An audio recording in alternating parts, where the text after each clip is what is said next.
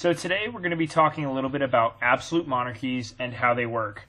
Even though almost every government in the world used to be an absolute monarchy, there's actually only very few left around the world today.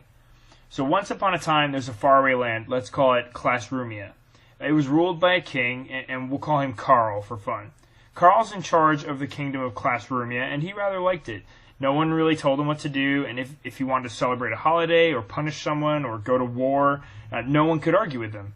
This is mainly because Karl and all of his subjects, the people living in Class Rumia, believed that Karl's right to rule came straight from God himself. This is called the divine right of kings. We say divine because his authority and power came from God, and right because everyone believed he was born to be king and that no one could take that away from him. Now, Class Rumia started to grow because people liked Karl as a ruler and decided they wanted to live under his rule. Unfortunately, Karl could no longer spend all day long running his kingdom and needed help, so he knighted some of his favorite subjects and then gave them small areas of land they could rule over themselves. Even though they were in charge of their little areas, or we call them fiefdoms, Karl was still the top dog and all of the power rested in him. Any small problems that came up throughout the day could be handled by the people who worked for him, but he still had the last say.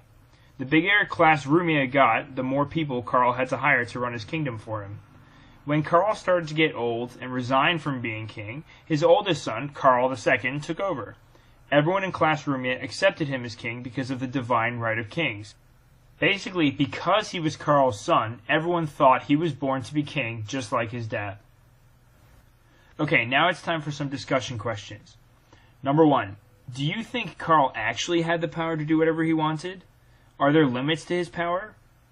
Number 2. Why do you think there are so few absolute monarchies left in the world today?